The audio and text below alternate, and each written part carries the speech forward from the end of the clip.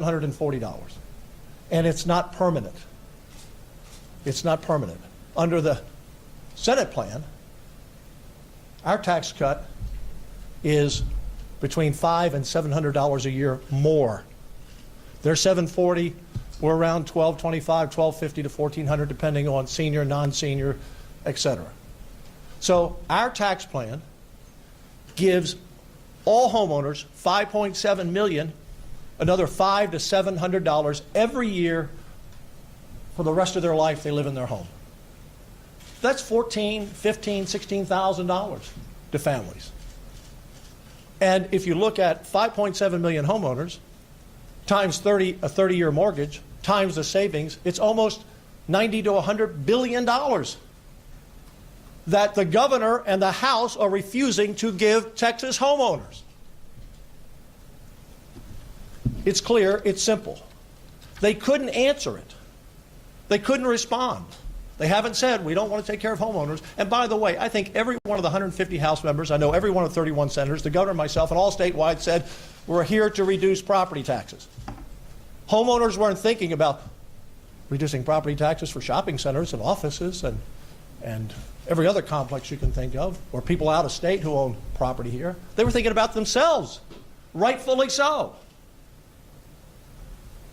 So there have been a couple of articles written since last Tuesday. To my shock, I must admit, because I don't think I've ever had a positive editorial in my life. Just a couple of highlights. Dallas Morning News article today, Mark Jones, professor. Patrick's proposal benefits average Texans far more than the Phelan Abbott. Houston Chronicle news article by Jasper Scherer. Plan touted by Lieutenant Governor more directly benefits homeowners, while Abbott plan extends benefits to businesses and households with higher income. The House plan that Abbott supports, according to Mr. Levine and his tax policy institute, says that 44% of all benefits will go to homeowners with the top 20% with the highest incomes. And you say, well, how did he come up with that? Simple.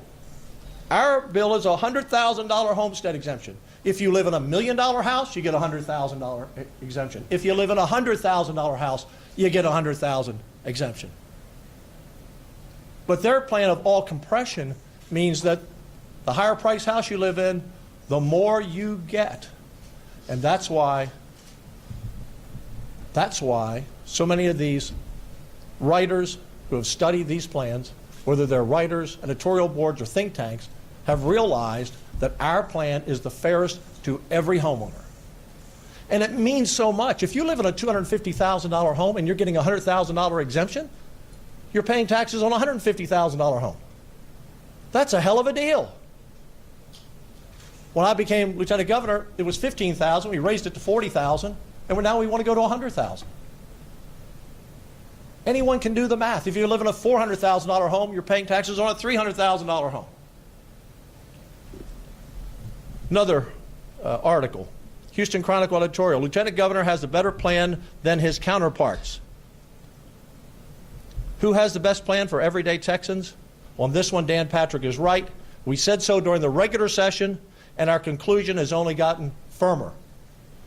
Dallas Business Journal by Jeff Schnick, editor-in-chief.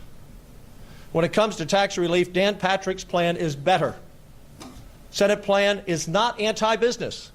Patrick's plan is remarkably uncomplicated and a viable option for the business community. Remember, they're getting 70% of the $17.6 billion. What the heck are they complaining about? Why be so greedy and want all $17.6 billion? He goes on to say, my unsolicited advice is Patrick should stand his ground and Phelan should get back to work. Break's over. His words, not mine. Now there's a text going out now to senators. It says Abbott wants to slash property taxes 29% and eventually eliminate them. Okay, let's look at the plans. Their plan slashes school property taxes 26%. Guess what ours does? We slash it 41%. Why? Because of the homestead exemption. Gives homeowners a bigger tax cut. And let's talk about this eliminating property taxes. We're going to pass out, do we have that sheet? I want everyone to get one in the media, and if we have leftover for the folks who are here visiting. Because I want you to walk through this. And again, I'm not blaming the governor. He didn't really get into the property tax fight during the whole session, as you know. This was last week. Suddenly he said, this is my plan. I don't know if he knows what's in the plan. And if someone told him otherwise, then they've given him bad advice. So everybody got their papers? So look at the top. That information comes from LBB. So not my numbers. This is Legislative Budget Board numbers. If you add up all the taxes that will be collected from local entities, school districts, cities, counties, special districts, in 2024, you see that number? $73.8 billion. In 2025, it's $76.2 billion. So that's everything that's going to be collected in property taxes in the state. Now let's look at everything the state collects. This would be sales taxes, motor vehicle taxes, motor fuel taxes, franchise tax, oil production tax, insurance taxes, cigarette and tobacco taxes, natural gas production tax, alcoholic beverage tax, hotel occupancy tax, utility taxes, other taxes. What does it add up? $72.4 billion. So if we eliminated property taxes in the next 2 years, we would spend every dollar of our budget. There would be no funding for education, no funding for health care, no funding for law enforcement. These aren't my numbers. That's the LBB's numbers on top, and guess whose numbers are on the bottom? That's in the report from the controller this year. So Bob, math is pretty simple.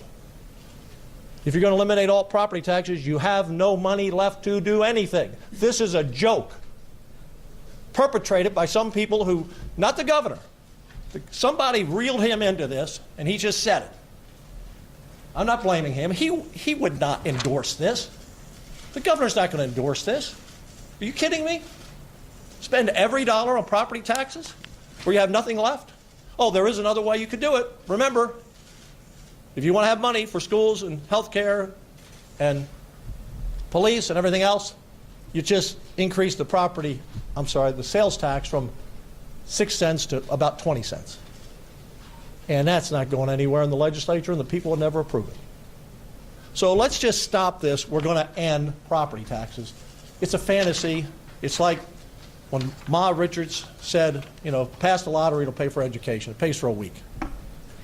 This is a plan put forth by a guy who got 8% of the vote after he spent about $10 million running against Abbott. So here's where we are. This fight's over. I think the people have spoken. I think the facts and the data is clear.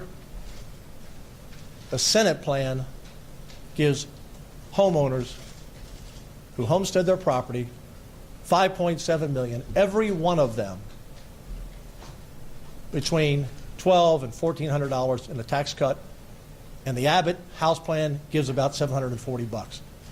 Those are the numbers. Can't argue it. The difference between us, they want 100% of $17.6 billion, and we're saying, can't you carve out 30% and give it to the homeowners? I do not understand why the governor's office, and again, he hasn't said he's against it, he just hasn't said he's for it.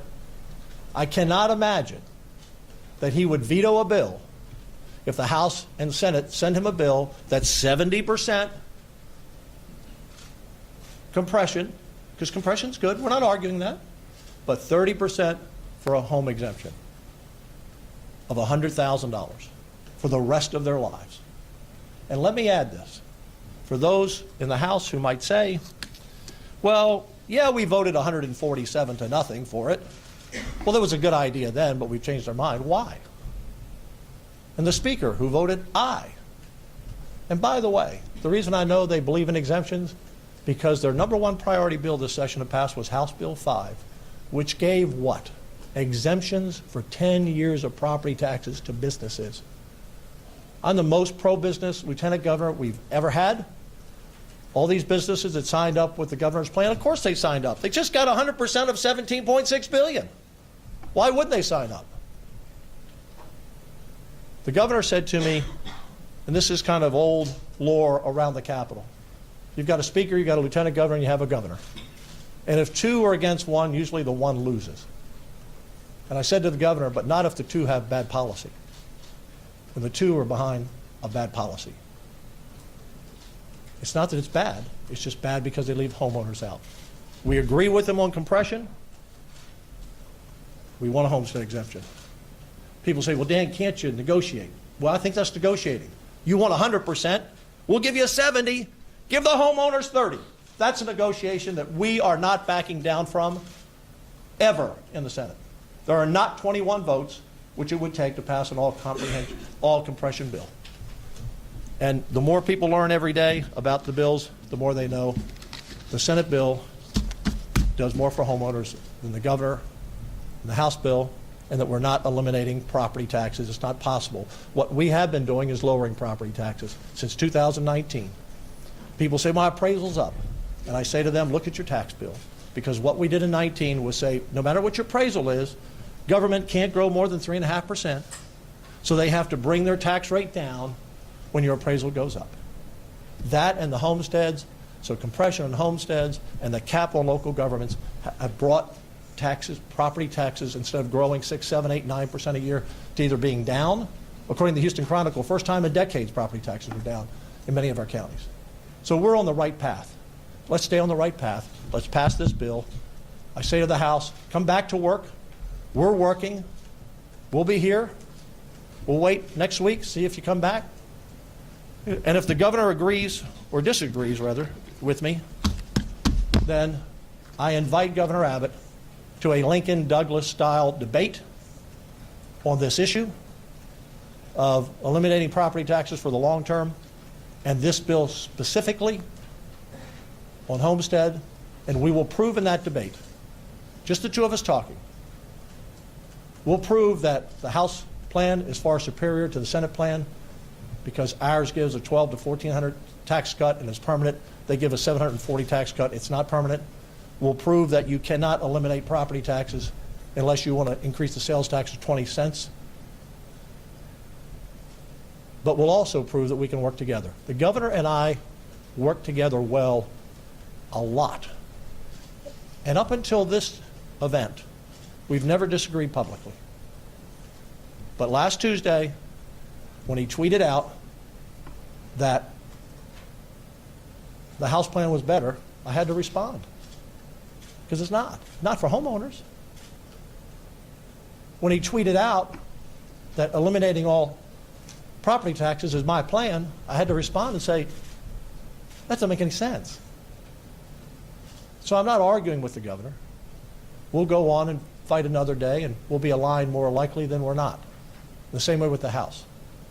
But we're not going to back up on this. And if the governor disagrees, then I'm open next Monday and Tuesday to a Lincoln Douglas debate. 45 minutes ought to get it done. Any questions? Governor, Yes, under what mechanism procedurally could the House come back after adjourning sine die? And if they don't, is your plan to just run out the clock until the governor calls another special? So, great question. Some believe in the House that they can come back. We've heard from some House members that they can come back. Since they haven't officially adjourned sine die, because we haven't allowed them to, we each have to allow each other to do that at the end of session. If they really want to come back and help homeowners get the tax cut they deserve, they'll figure out a way. And if they can't, all the Speaker has to do is say, you know what, Senate, why don't you sine die, and I'll ask the governor to call us back the next day, and we'll just come back and start all over. So there's a way to get it done. And we need to get it done because there's a time limit on this. You know, this is a constitutional amendment, and we have to get it on the ballot, and that takes about 90 days to pass a bill. I don't know when the exact cutoff day is, probably sometime in early August. So we have to get this done. Next question. Wouldn't it have been better if you guys would have gotten a deal first and then got called back rather than called back and try to look themselves? Well, you can't get a deal if somebody leaves.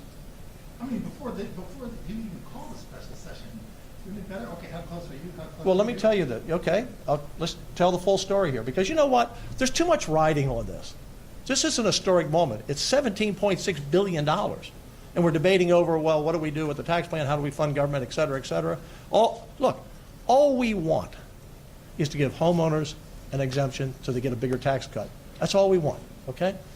But on the last day, the governor and I were in his office with the speaker, and the speaker said, I'm out of here. I'm going to go and let everybody go home. And he left. And I said to the governor, get him on the phone, because the night before that, we went through this with the grid. He said, I'm not doing this. I'm not doing this on the grid. I'm not doing this on the loan. I'm not doing it. I'm out of here. And he left. And I said to the governor, Governor, he has one more day. He'll come back. And the next day, we passed HB 5, the sunset bill, and the other bill. I forget the other number. We got it all done. So when he walked out on the last minute on the property tax, I said, Governor, let's call him. Let's make one more offer. And I made him one more offer. And he turned it down. And then, so he left one meeting in a huff. He left another meeting in a huff. And if you saw him gavel out the other day on Sine Die, I thought he was going to break the gavel. So it's just tough to negotiate with someone when they keep walking out and not doing their job. I'm here. Are you Yeah. going to stay for the full 30 days of this session, or is there some point you're going to call it quits, gavel out, and allow Well, votes? we pretty much are at the point where we've done all the work that the governor asked us to do. We'll be here tonight and tomorrow. I'll hang around till Thursday. Come back in Monday, and we'll see if there's any movement. Governor, Yeah. Yes, sir. Senator Angela Paxton refuses that.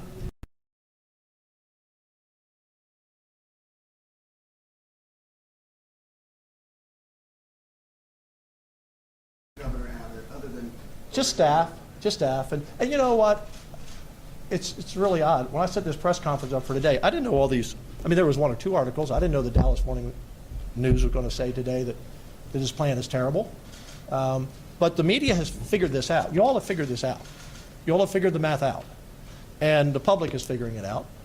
And the House members are figuring it out. And the senators already knew about it. And again, it's not like we're choosing between which ice cream do you like, chocolate or vanilla. We're saying we agree with compression. You just can't have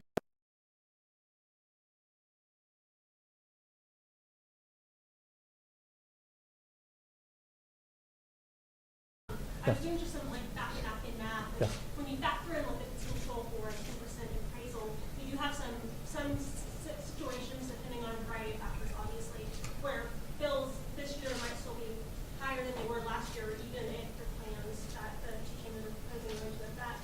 I guess how would you respond to that? And is there What's the question?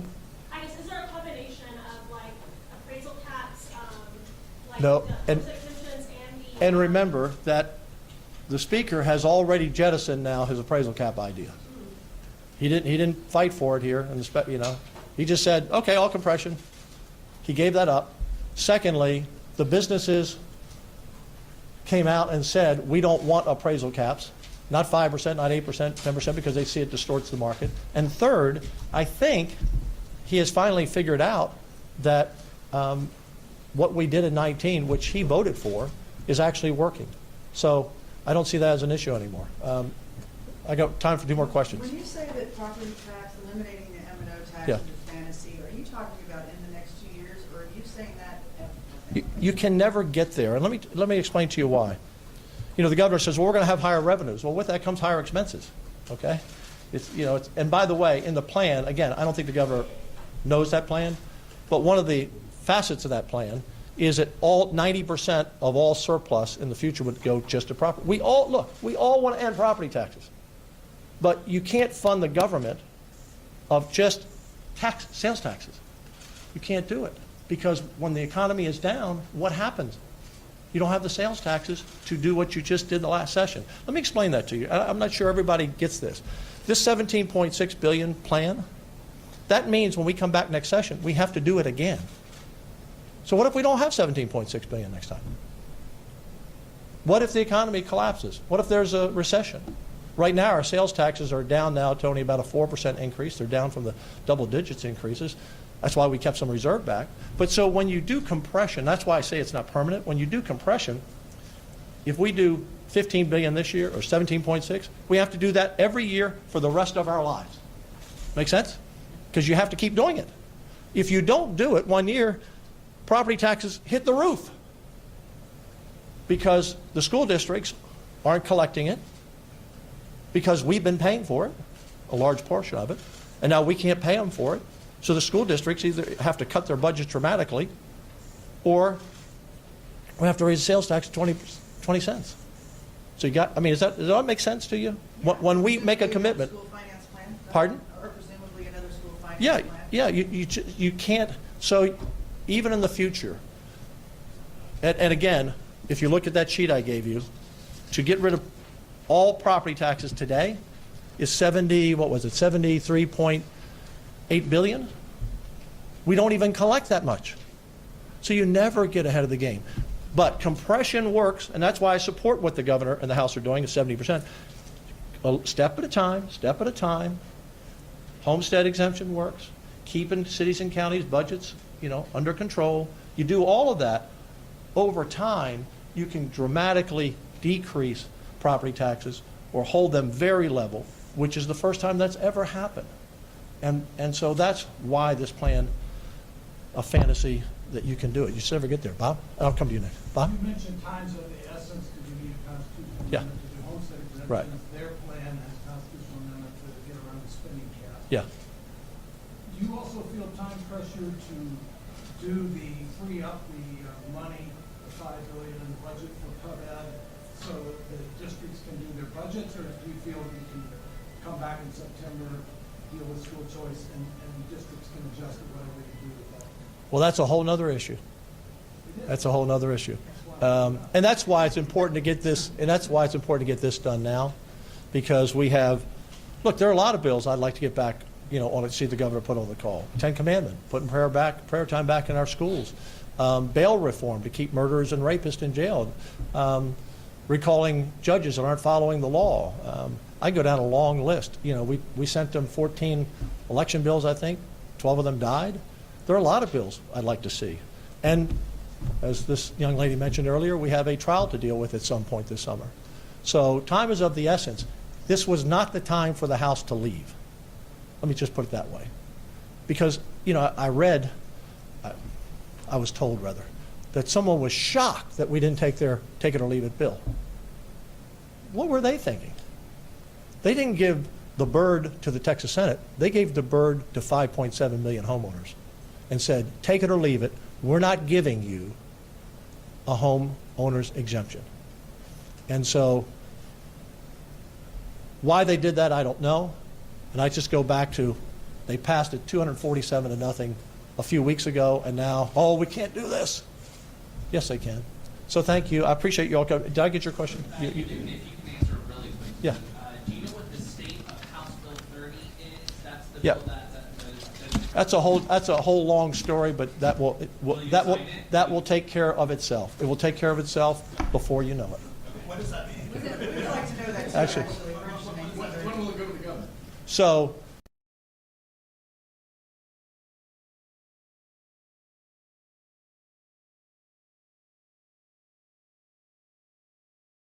that if we passed House Bill 30, they would pass a Senate bill.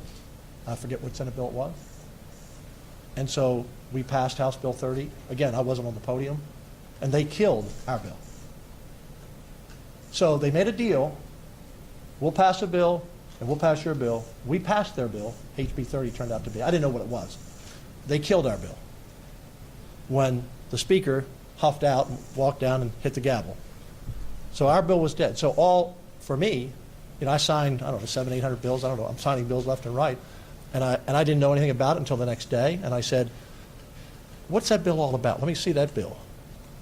And I stuck it on my podium, and it's been there for the last 5 days, and always intended to be signed. Always intended to sign it. I just pulled it out and say, what's going on here? I don't even know what's going on.